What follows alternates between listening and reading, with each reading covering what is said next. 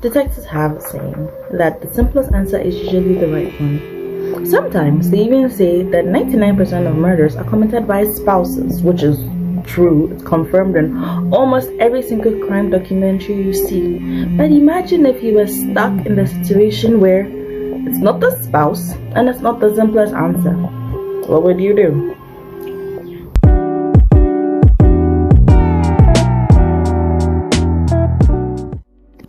Hey everybody, welcome back to my channel. This is the Imagination of a Millennial by me, Jenny Nazi, and finally we're gonna do a psychological thriller episode where I tell you about some movies that I think we should all see. So this is gonna be psychological thrillers that people need to see part 1. Yeah, we're gonna talk about 5 movies that are absolutely mind fucks of movies.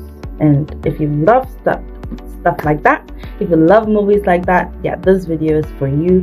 So I'm not gonna talk too much. I'm just gonna be like, if you stayed this long, please do as you hear, like and subscribe and help me move forward with this channel, and let's get going. So our first movie is The Call. The Call is a psychological thriller about a young lady, let's call her Lisa, who finds out her family home phone is actually connected to the past. She finds out the person she's talking to on the other phone is a girl who lives in her own house. Let's call her Amy.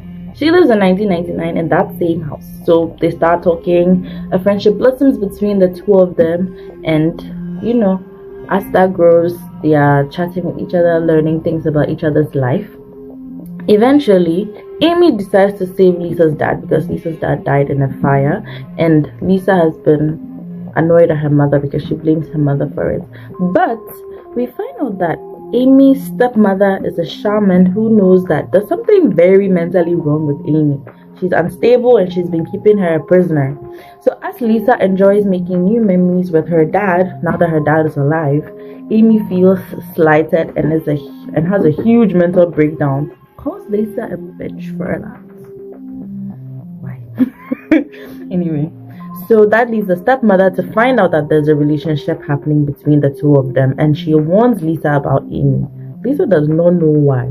So Lisa decides to help Amy after that by trying to inform her that his stepmother is going to kill her. She does research about them and finds out that the stepmother is going to kill her.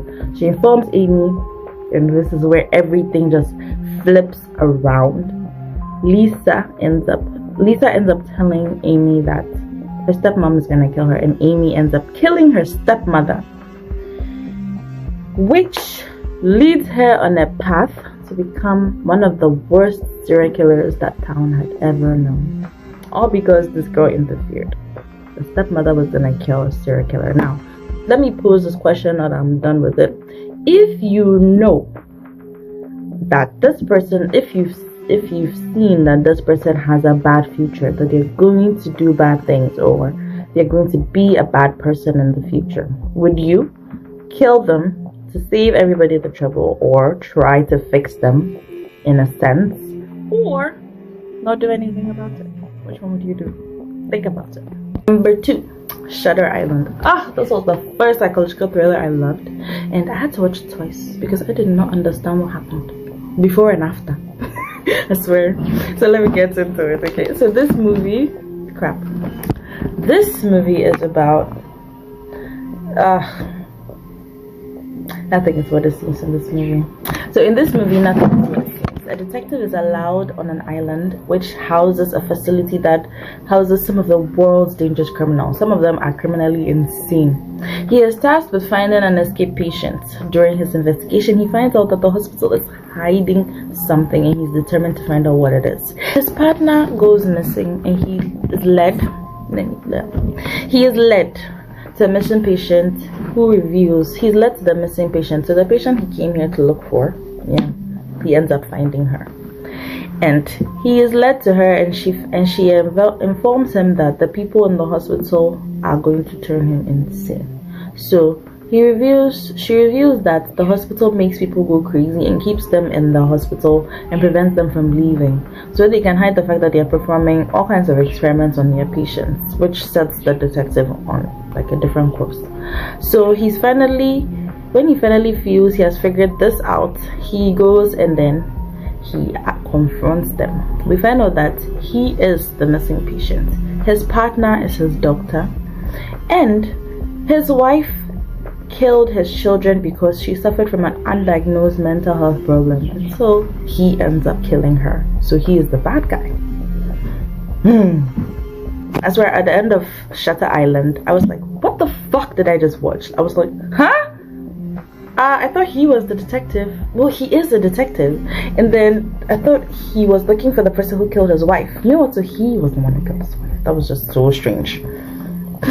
It was just so strange. I had to watch it twice just to understand it. And then when I made my family watch it, even they were worse off than I was. Like, that's how insane this movie was. So if you haven't watched it, please go watch it. And so movie number 3, we have Knives Out. There's a part 1 and part 2, but I'm talking about the part 1 because it's nice, but it's so stupid.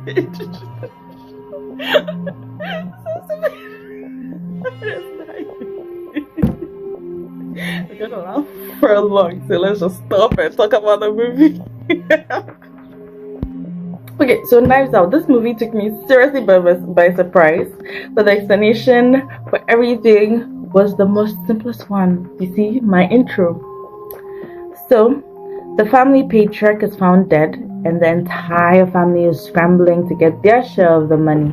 But they are blindsided when he ends up leaving everything to his friend and personal nurse, who the family immediately turns on. They immediately turned on her, can you imagine? After befriending her. And tries to find ways to challenge the will. They're trying to prove that the will is wrong and that they deserve the money. Their father was insane. They're trying to say that their father was insane. That's just so stupid. You know, but as things are happening like that, a world-renowned detective is asked to come and figure out the case. He comes and he figures out that the grandson was actually responsible for the patriarch's death. But it turns out he was never even supposed to die, because the nurse was able to give him the right doses of medication, even though his grandson had switched them out. That was just so sad. I watched that part and I realized that, so even though he tried to kill his granddad, and he switched the medicines, because she's such a good nurse, she didn't have to look at the medication bottle to know that this was the right dosage to get. Like, I don't know how to explain it, but just because he pulled out, so this is what he did. He didn't just take the medication bottles off. He didn't rip the labels off and swap it, which I'm sure it would have been okay for him to get away with if he had done that. He probably wouldn't have gotten away with it because of how good the nurse is. But let me say it like this. So basically, because she's such a good nurse, she knows like the weight of the liquid in the bottles, right? So even though he took it out and swapped them, she still gave him the right doses because of muscle memory, because she's been doing it for years, and she still gave him the right dose. So he was found with his throat slit. He did it to himself, so he didn't have to die. It was just so sad, and she cried. Like at the end, she cried. Anna the Amras, she was the actor for that movie. Like, she cried because it was so sad, even though he wasn't supposed to die, but he gave his life up for her because she was the only sincere person left in his life. That's sad when you can't rely on your family. Your family just want you for your money. Very sad. Okay, so the next movie number 4, we're going to talk about Bluebeard. Now, this is another Korean movie, and it's awesome. Let's see. So in this movie, a doctor is going through financial setbacks, and has caused him to lose his family. He starts to grow suspicious of his landlords, though he's moved to a new place. So he starts to grow suspicious of his landlords, who are butchers, when the butcher's dad mumbles something on his table and talks about how to hide a body.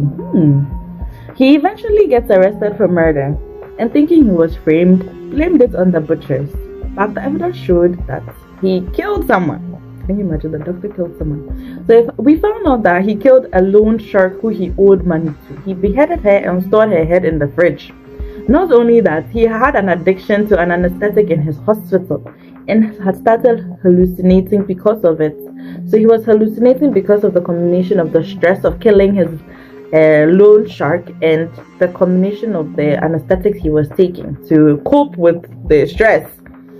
He still insists that the butchers are behind it because he doesn't know how, they blamed it, they found it on him. And the police don't believe him, rightfully so. Little did they know that he was actually right. He was right about the butchers, but for a totally different reason altogether. The old man butcher, was actually a serial killer from many years ago. There were killings that were happening several years ago in that neighborhood, and he had been behind it all those years. And I'm gonna add this, I didn't put it in my explanation, but that butcher is behind the doctor's wife's death. The doctor's wife died, and they're going to pin the wife's death and the loan shark's death on him. The loan shark's death is just his and his alone to deal with, but the wife's death, it wasn't him. If you watch the movie, please, if you watch this, if you watch my video, you've gone this far, please go and look for the movie and watch it, because at the ending you will see the butcher come and kill his wife. You will see everything, and it was so weird. Even the butcher's son is in it. But he's not a killer. He's just trying to stop his dad from killing him. So you think that the son is involved? No, he's not. And that's what makes even mindfuckery. This is why I'm telling you that Korean movies are the best. They have the best psychological thrillers. Go look for them. We are on the last and final movie, which is movie number 5, and this one is also a Korean movie. It's called The Vanished, and you'll have to watch it, I swear. It was so strange. So the husband of a very rich businesswoman is called to the morgue because his wife's body has gone missing. Someone went and sold the body. The detective in charge of the case seems very suspicious of the man, because why not? In cases like this, the husband always did it. Always. And so the detective in charge is very suspicious of the man, and he ignores orders from his superiors to let him go. When it comes to Korea, rich people are always how do you say, evade the law whenever something bad happens, even if they are behind it. I don't understand how Korea works like that, but yeah, it's not just Korea, it happens everywhere. But I've heard a lot of Korean, cases. I've listened to a lot of Korean cases, and I hear that it happens a lot, especially the people called the chaebols. I don't know, I'm not pronouncing that well, but that's how they are called. Chaebols basically are people who are born in the 1% of Korea. So the Samsung babies, the Hyundai babies, those people. Yeah. The husband seems to be losing his mind because he keeps seeing the wife. He keeps seeing his wife's body, and is convinced that she's alive and trying to frame him for murder. I'm not gonna tell you why. Go and watch it and figure it out. He is finally let go, yes, but he drives to a remote location in the forest where the detective ends up confronting him. The detective actually followed him home. This is where the capper comes. It turns out the detective was behind everything. He was the one who hit the body, from the wife's body going missing to all the strange things happening at the morgue. All because the husband and his wife had killed the detective's girlfriend several years ago and hid her body. And he did every single thing to these people to make sure to get her body back. Oh my god, that's so cool. So that was the end of my video, and this just proves to me, just talking about them, not even in full, just shows how much psychological thrillers are just mind warpy, and not just in a bad way. They just make you think, make you wonder, and you're like, so people have secrets, and it's just nice to watch, just getting it chipped out of them one by one in these movies. And it's so cool. It's cool how these directors come up with these ideas and then put them together. Or not even the directors, the writers too. That is why I am aspiring to be a psychological thriller writer. I have several ideas that I want to start. I just need to fix my laptop, and then I will definitely start writing them. But yeah, these are psychological thrillers. These are the very first ones I'm talking about, and I'm gonna look for more, and I'm coming to do another part 2. So stay tuned to part 2 of psychological thrillers. And this has been a wonderful recording, and I will see you in my next video. And like I said, if you stayed this long, like and subscribe and share it with someone else. Okay, share it with people, because who else is gonna watch this if not you guys? You guys are gonna be my supporters. Love ya, bye, thanks for watching.